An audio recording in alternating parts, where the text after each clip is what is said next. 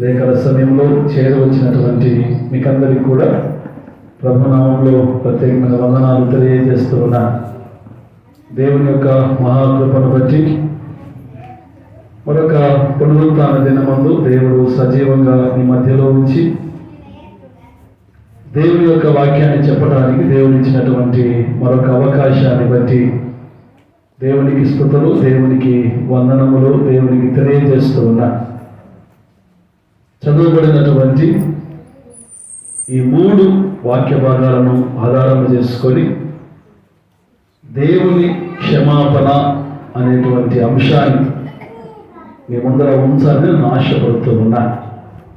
దేవుని క్షమాపణ. ఈ లోకంలో ఉన్నటువంటి మనమందరము కూడా దేవుని క్షమాపణ తప్పకుండా మనము పొందుకోవాలి. ఎందుకు అని అంటే అపోస్తలుడైన పౌలు రోమా పత్రికలో అంటాడు కదా, ఏ భేదము లేదు, అందరూ పాపము చేసి దేవుడు అనుగ్రహించు మహిమను పొందుకోలేకపోతా ఉన్నారు. కాబట్టి మనమందరము కూడా పాపముగా ఈ లోకంలో ఉంటూ ఉన్నాం. మరి పాపంలో ఉన్నటువంటి మనము పాపంలోనే చనిపోవటం ద్వారా అది మనకు, మన కుటుంబాలకు లాభకరం కాదు. తప్పకుండా పాపంలో నుండి ప్రతి ఒక్కరు కూడా దేవుని ద్వారా క్షమాపణ పొందుకోవాలి. దేవుని ద్వారా ఎవరైతే క్షమాపణ పొందుకుంటారో వాళ్ళు పరలోకంలోనికి వెళతారు కదండి. యేసు క్రీస్తు ప్రభుల వారు శిలువలో వేలాడుతున్నటువంటి సమయంలో ఒక దొంగ అంటా ఉన్నాడు, అయ్యా నిన్ను నువ్వు రక్షించుకొని నన్ను కూడా రక్షించు.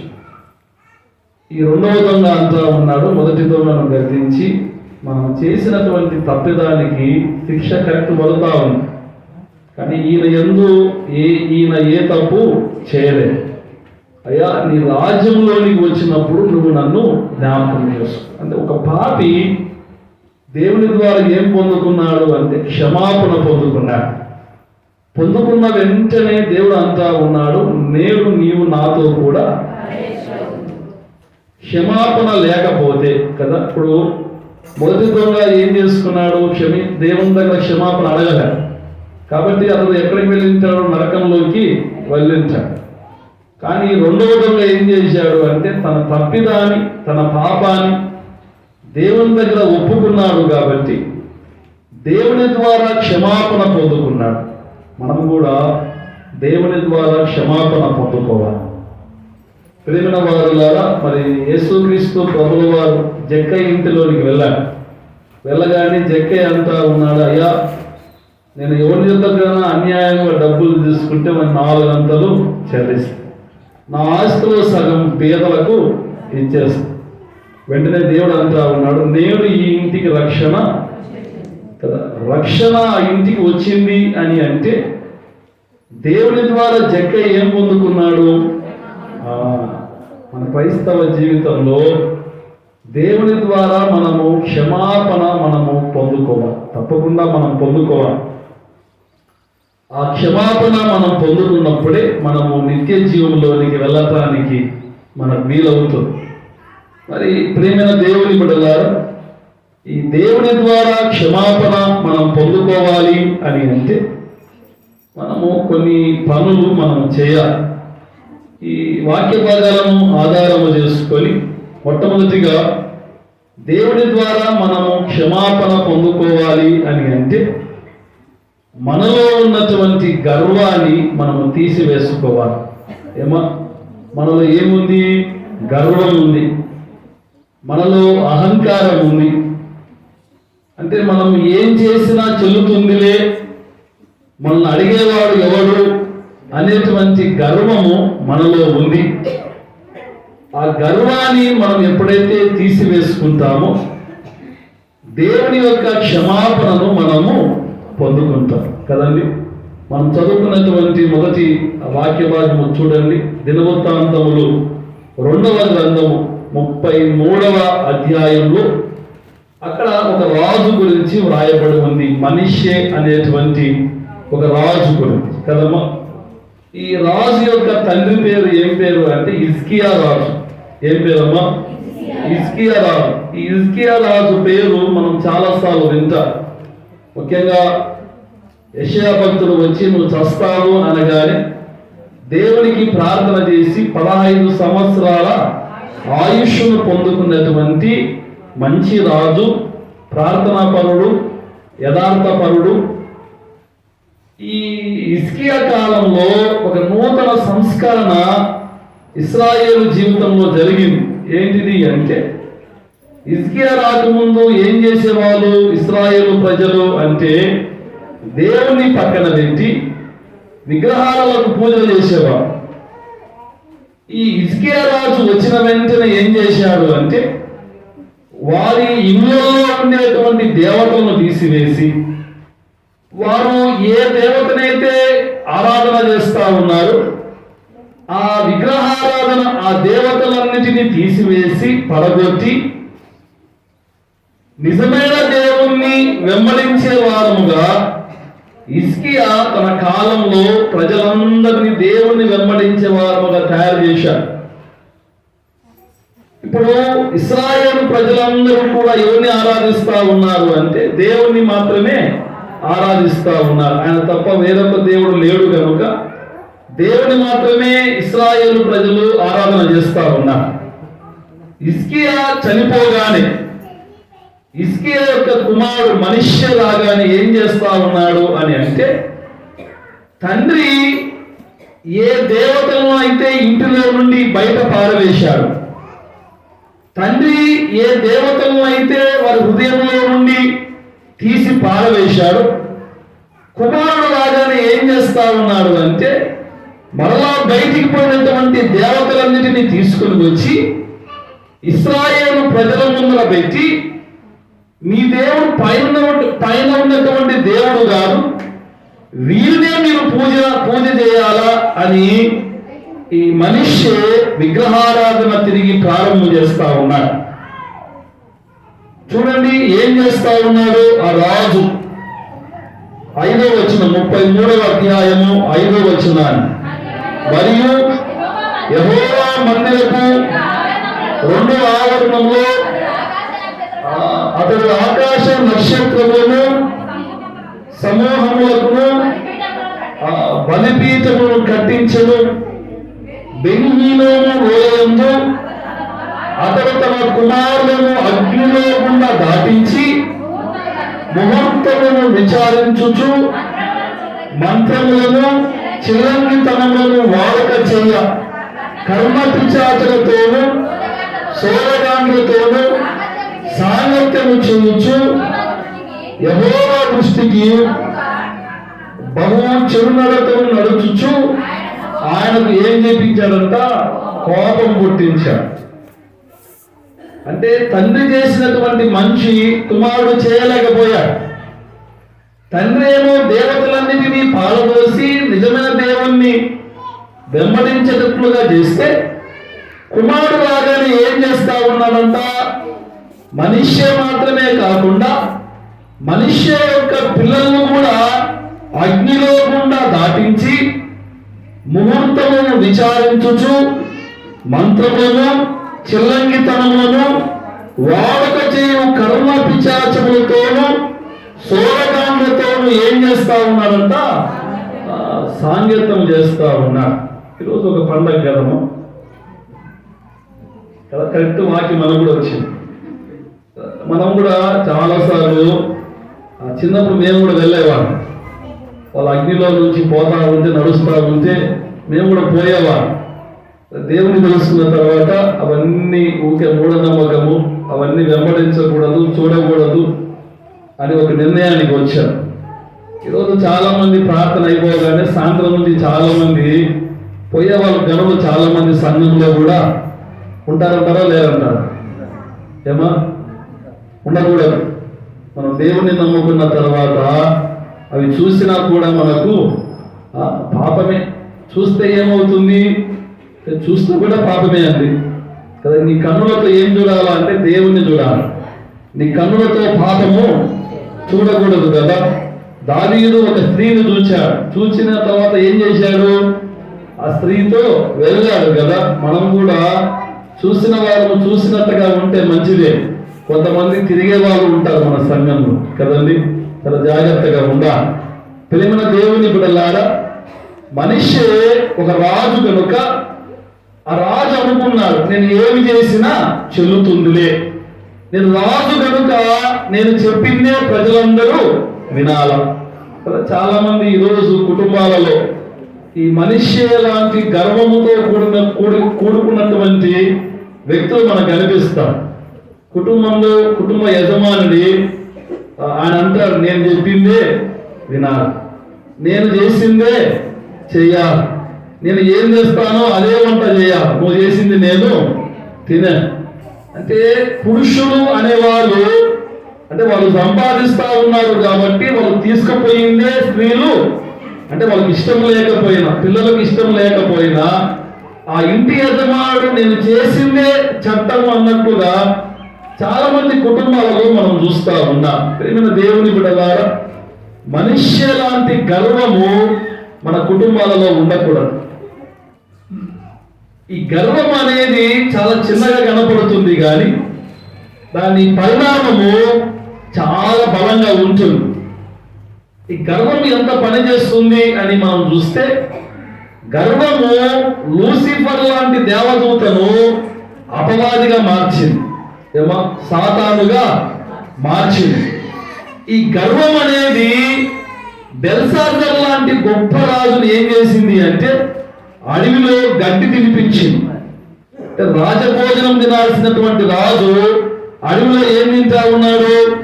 గడ్డి తింటా ఉన్నాడు. కారణం ఏంటి అంటే ఆ గర్వం అతను ఏమి తినేటట్టుగా చేసింది అంటే గడ్డి తినేటట్టుగా చేసింది. ఈ గర్వం అనేది ఒక ధనవంతుణ్ణి ఎక్కడ తీసుకొని పోయింది అంటే పాతాళంలోనికి తీసుకొని పోయి. లాజరేమో పరలోకంలో ఉన్నాడు, ధనవంతుడేమో ఎక్కడ కూర్చున్నాడు? పాతాళంలో కూర్చున్నాడు. ఈ ధనము, ఈ గర్వం అనేది ప్రేమైన వారులారా ఇశ్రాయేలు ప్రజలను వాగ్దాన భూమిలోనికి వెళ్లకుండా చేసింది. కాబట్టి ఒకవేళ మన కుటుంబాలలో ఈ మనుష్య లాంటి గర్వం ఒకవేళ ఉంటే ఆ గర్వాన్ని మనం ఏం చేసుకోవాలా అని అంటే వదులుకోవాలి. ఈ రాజు గర్వపడ్డాడు, అంటే నేను ఏమి చేస్తే అది చెల్లాలి అని గర్వపడినప్పుడు దేవుడు ఏం చేశాడో చూడండి. మనం చదువుకున్నటువంటి ఆ వాక్య భాగంలో 10వ వచనము 11వ వచనాన్ని చదువుకుందాం. యెహోవా మనుష్యులను అతని జనులను వర్తమానము పంపినను వారు ఏం చేసుకోకపోయింది? చెవియకపోయారు. కాబట్టి యెహోవా అష్షూరు రాజు యొక్క సైనాధిపతులను వారి మీదికి రప్పించను. మనిషి తప్పించుకొని పోకుండా వారు అతన్ని పట్టుకొని గొలుసులతో బంధించి అతన్ని బబులోనుకు తీసుకొని, ఈ మనిషి ఎప్పుడైతే గర్వించాడో దేవుడు ఏం చేశాడు అంటే వెంటనే బబులోనుకు అధికారం ఇచ్చాడు. ఈ బబులోను అనేటువంటి వాళ్ళు వచ్చి మనీషను పట్టుకొని మనీషను బంధించి గొలుసులతో కట్టి ఒక మూల వేశారు. ఒక రాజు సింహాసనం మీద కూర్చాల్సినటువంటి రాజు ఇప్పుడు ఎక్కడ కూర్చున్నాడు అంటే బబులోను చెరలో కూర్చున్నాడు. కూర్చున్నగాని ఇప్పుడు ఎవరు గుర్తుకొచ్చారు? మనీషకు అంటే దేవుడు గుర్తుకొచ్చాడు. అంటే అధికారం ఉన్నప్పుడు దేవుడు గుర్తుకు రాలి, బాగా సంతోషంగా ఉన్నప్పుడు దేవుడు గుర్తుకు రాలి, ధనము పక్కన ఉన్నప్పుడు మనిషికు దేవుడు గుర్తుకు రాలి. ఇప్పుడు మనిషి శ్రమలో ఉన్నాడు, బందీగా ఉన్నాడు, చెరగా ఉన్నాడు. వెంటనే 12వ వచనంలో మనం చూస్తే అతను శ్రమలో ఉన్నప్పుడు తన దేవుడైన యెహోవాను ఏం చేసుకుంటా ఉన్నాడంట? బతిమాలుకొనుచున్నాడు. అంటే బాగా ఉన్నప్పుడేమో దేవుడిని మర్చిపోయాడు, బాగా ఉన్నప్పుడేమో దేవుడికి దూరంగా ఉన్నాడు, బాగా ఉన్నప్పుడేమో నాకు దేవుడితో సంబంధం లేదు అన్నట్టుగా జీవించాడు. కానీ శ్రమలు రాగానే ఎవరిని బతిమాలుకుంటా ఉన్నాడంట? దేవుణ్ణి బతిమాలుకుంటా ఉన్నా. ఈరోజు క్రైస్తవులు బాగా ఉన్నప్పుడు మందిరానికి రారు, సంతోషంగా ఉన్నప్పుడు మందిరానికి రారు. ఏవైనా ఆటంకాలు వచ్చినప్పుడు, ఏవైనా శ్రమలు వచ్చినప్పుడు, భార్యాభర్తలు బాగా రాత్రి గొడవ పడినప్పుడు భార్య ఏడ్చుకుంటూ ఏడవస్తుందమ్మా, అప్పుడు దాకా చర్చికి రాదా అమ్మగారు ఎంత కూర్చుంటుంది, వంటలు వండుతూ ఉంటుంది. ఆదివారం కూడా కుండల్లో డేజల్లో మటన్ వండుతూ ఉంటుంది. కానీ చర్చి అనేది గుర్తుకు రాదు. చర్చి ఎప్పుడు గుర్తుకు వస్తుంది అంటే శనివారం రోజు భర్తతో గొడవ పడగానే ఇంకా మామూలు అన్ని పక్కన పెట్టి నేను మామూలు చేయను, ఏం చేయను, నేను పోయి చర్చిలో కూర్చుంటాను. దేవుడు ప్రేమిన వారి ద్వారా నీకు ఎప్పుడు గుర్తుకు వస్తా ఉన్నాడు అంటే నువ్వు బాధపడినప్పుడు దేవుడు గుర్తుకు రాకూడదు.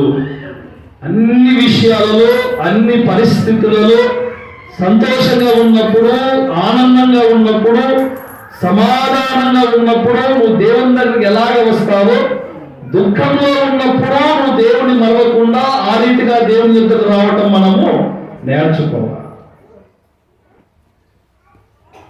సంతోషంగా ఉన్నప్పుడు దేవునికి దూరంగా ఉండి, శ్రమలు రాగానే దేవుని యొక్కకు రాగానే ప్రేమైన వారులారా, మనిషి ఒకవేళ నిన్ను అసహించుకుంటాడేమో. డబ్బులు ఉన్నప్పుడు మనిషి కాడికి వచ్చి, డబ్బులు లేనప్పుడు మనిషికి దూరంగా ఉంటే నిన్ను అసహించుకుంటాడేమో. కానీ మన దేవుడు అలాంటి వాడు కాదు. నువ్వు సంతోషంగా ఉన్నప్పుడు దేవుని దగ్గరికి వచ్చినప్పుడు, బాధలో ఉన్నప్పుడు కూడా నువ్వు దేవుని దగ్గరికి వచ్చినప్పుడు తప్పకుండా నీ బాధను దేవుడు అంగీకరించేటువంటి దేవుడు మన దేవుడు. మనిషే అన్ని తప్పులు చేసిన, అంత విగ్రహారాధన చేసిన, అంటే మనిషి మాత్రమే చేయకుండా పిల్లలతో కూడా పాపము చేసినప్పుడు మరలా మనిషే తప్పు తెలుసుకొని దేవుని దగ్గరికి వచ్చినప్పుడు ప్రేమైన వారులారా 12వ వచనము 13వ వచనాన్ని మనము చదువుకుందాం. అతను శ్రమలో ఉన్నప్పుడు తన దేవుడైన యెహోవాను బతిమాలుకొని తన పితరుల దేవుని సన్నిధిని తన్ను తాను ఏం చేసుకున్నాడంట? బహుగా తగ్గించుకుని, మామూలుగా తగ్గించుకోలే. అప్పుడు దాకా గర్వంతో విరవలిగాడు. కానీ ఎప్పుడైతే చెరలో వేయబడ్డాడో ఏం చేశాడంట? బహుగా తగ్గించుకొని ఆయనకు మొరలెడగా ఆయన అతని విన్నపము ఆలకించి యెరూషలేములోనికి, అతని రాజ్యములోనికి అతని తిరిగి తీసుకొని వచ్చాడు. చూడండి, దేవుడు ఎంత గొప్పవాడు, ఎంత ప్రేమ గలవాడు మన దేవుడు. రాజు జీవితాంతము గర్వపడి దేవుడికి దూరంగా ఉండి వాళ్ళ పిల్లలను అందరినీ కూడా విగ్రహారాధన వైపు నడిపించి మరలా ఆయన శ్రమలు రాగానే ప్రభువా నేను తప్పు చేశాను అనగానే దేవుడు ఆ వ్యక్తిని పక్కన పెట్టకుండా ఆ వ్యక్తి యొక్క ప్రార్థన అంగీకరించి మరలా యెరూషలేములోనికి తీసుకొని వచ్చి దేవుడు మనుష్యను రాజుగా నిలవబెట్టాడంట. దేవుని నామానికి మహిమ కలుగును గాక. ఆమేన్. దేవుని క్షమాపణ ఎంత ఉన్నతంగా ఉంటుంది, దేవుని ప్రేమ చాలా ఉన్నతంగా ఉంటుంది. మానవుడు ఎన్నిసార్లు తప్పులు చేసిన, మానవుడు ఎన్నిసార్లు పొరపాటు చేసిన, ఒకసారి ప్రభువా నేను పాపిని అని నువ్వు దేవుని దగ్గరికి వస్తే గత పాపాలన్నీ కూడా దేవుడు జ్ఞాపకం చేసుకో. నువ్వు ఏ జీవితాన్ని కలిగి దేవుణ్ణి వెంబడిస్తా ఉన్నావో ఆ జీవితాన్ని బట్టే దేవుడు నీకు నీ కుటుంబానికి ఆశీర్వాద దేవుడు తప్పకుండా అనుగ్రహిస్తాడు. ప్రియమైన వారులారా, అంత గొప్ప ప్రేమ గల దేవుణ్ణి, అంత గొప్ప క్షమాపణ కలిగినటువంటి దేవుణ్ణి మనం ఎప్పుడు కూడా విననాడి దూరంగా మనము ఉండకూడదు. ప్రియమైన దేవుని బిడ్డలారా, దేవుని ద్వారా మనము క్షమాపణ పొందుకోవాలి అని అంటే మొట్టమొదటిగా మనలో ఉన్నటువంటి గర్వాన్ని మనము తీసివేసుకోవాలి. రెండవది, దేవుడి వైపు ఎవరైతే తిరుగుతారో దేవుడు వారిని క్షమించేవాడుగా ఉన్నారు. పేతురు రాసినటువంటి మొదటి పత్రిక 5వ అధ్యాయం మనం చదువుకున్నటువంటి 2వ వాక్య భాగంలోనికి మనం వచ్చేసరికి దేవుడు మనము క్షమించాలి అని అంటే మనం తిరిగి దేవుని వైపు మనము తిరగాలి. పేతురు రాసినటువంటి మొదటి పత్రిక 5వ అధ్యాయము 7వ వచనము 8వ వచనాన్ని చదువుకుందాం. ఆయన మిమ్మల్ని గురించి చింతించుచున్నారు కనుక మీ చింత యావత్తు ఆయన మీద వేయుడు. నిబ్బరము కలిగి బుద్ధి కలిగిన వారే మెలకువగా ఉండు. ఈ మాట ఎవరు రాస్తా ఉన్నారండి? పేతురు రాస్తా ఉన్నారు కదా. యేసుక్రీస్తు ప్రభుల వారికి 12 మంది శిష్యుల్లో చాలా పెద్దవాడు. యోహాను తర్వాత ఒక మంచి వ్యక్తి యేసు ప్రభుల వారు నమ్ముకున్నటువంటి వ్యక్తుల్లో ఎవరైనా ఉన్నారు అంటే ఒక పేతురు. ఈ పేతురు చాలా నమ్మకమైనటువంటి వాడు దేవునికి. యేసు ప్రభుల వారికి ఏమి కావాలో అవన్నీ కూడా పేతురు దగ్గరుండి చూసుకునేవారు. కానీ పేతురు ఏం చేశాడు అని అంటే చివరి దినంలోకి వచ్చేసరికి యేసు ప్రభుల వారిని గెస్తమని వనంలో పట్టుకోగానే పేతురు భయపడిపోయాడు. అయ్యా, నువ్వు యేసు ప్రభుతో ఉన్నవాడే కదా అని చాలా మంది అడిగినప్పుడు 3 సార్లు నేను యేసు ప్రభు ఎవరో నాకు తెలియదు అని బొంకినటువంటి వ్యక్తి. కానీ యేసు ప్రభుల వారు చనిపోయిన తర్వాత ఆయన తిరిగి లేచిన తర్వాత ఎవరిని వెతకల. పేతురును ఎత్తుకుంటూ దేవుడు వెళ్ళాడు. పేతురును వెతుక్కుంటూ దేవుడు వెళ్ళినప్పుడు పేతురు మరలా దేవుని వైపు తిరగటము పేతురు జీవితాన్ని మార్చివేసి, ఒకవేళ పేతురు దేవుని వైపు తిరగకపోయింటే పేతురు జీవితం అలాగే ఉండేది. ఎప్పుడైతే దేవుని వైపు పేతురు తిరిగాడు, ప్రేమైన వారులారా, అపోస్తల కార్యంలో మనము చూస్తే పేతురు ఒక ప్రసంగము చేస్తే 3000 మంది బాప్తిసము అంటే తీసుకున్నారు. అంటే పేతురు బలంగా వాడబడ్డాడా, చాలా సన్నగా వాడబడ్డాడా? చాలా బలంగా వాడబడ్డాడు. అంటే దేవుడు పిలిచిన తర్వాత ఒక ఉన్నతమైన స్థానంలోనికి పేతురు వెళ్ళగలిగాడు. కారణం ఏంటి అంటే దేవుడు పిలిచిన వెంటనే దేవుని వైపు తిరిగి దేవుని ద్వారా ఏం పొందుకున్నాడు అంటే పాప క్షమాపణ పొందుకున్నాడు. నువ్వు కూడా ముందుకు వెళ్తా ఉంటావు. దేవుడు అంటే ఎవరో తెలియక ముందుకు వెళ్తా ఉంటావు. పాపంలో పడి ముందుకు వెళ్తా ఉంటావు. దురలవాట్లో పడి ముందుకు వెళ్తా ఉంటావు. నేను దేవుడు అనేక మార్లు పిలుస్తా ఉంటా. ప్రతి ఆదివారం రోజు అనౌన్స్మెంట్ చేస్తా ఉంటా. ప్రతి ఆదివారం రోజు బాబా గారి యొక్క వాక్యం ద్వారా నేను పిలిచినప్పుడు నువ్వు దేవుడి వైపు తిరిగితే నేను దేవుడు ఉన్నతంగా దేవుడు దీవిస్తాడు. నువ్వు ఏ పాపిగా జీవిస్తున్న సంబంధం లే, దేవుడు పిలిచిన వెంటనే దేవుడి వైపు తిరిగినప్పుడు నీ పాపాన్ని క్షమించి నిన్ను దేవుడు వాడుకోవడము జరుగుతుంది కదండి. యేసు ప్రభుల వారికి 12 మంది శిష్యులు ఉన్నప్పటికీ కేవలము 2 వ్యక్తులు మాత్రమే పత్రికలు రాశారు. ఒక యోహాను సువార్త, 3 పత్రికలు, యోహాను రాసినటువంటి ప్రకటన గ్రంథం 5 గ్రంథాలు రాస్తే పేతురు 2 గ్రంథాలు రాస్తారు. మిగిలిన 10 మంది కూడా ఆ అధికారం దేవుడు ఎవరికి కూడా ఇవ్వలేదు. కారణం ఏంటి అంటే దేవుడు పిలిచినప్పుడు పేతురు దేవుడి వైపు తిరిగాడు. అందుకే అంతా ఉన్నారు, దీన మనస్కులు కలిగి ఉండండి, నిబ్బరము కలిగి ఉండండి. ఈ అపవాది ఎవరి మృంగుదలా అని సింహం వల్ల తిరుగుతా ఉంది. మీరు జాగ్రత్తగా ఉండండి. లోకంలో మీకు శ్రమలు కలిగినప్పుడు మీ విశ్వాసాన్ని మీరు కోల్పోకుండా మీ విశ్వాసాన్ని చివరి వరకు కొనసాగించండి కదా.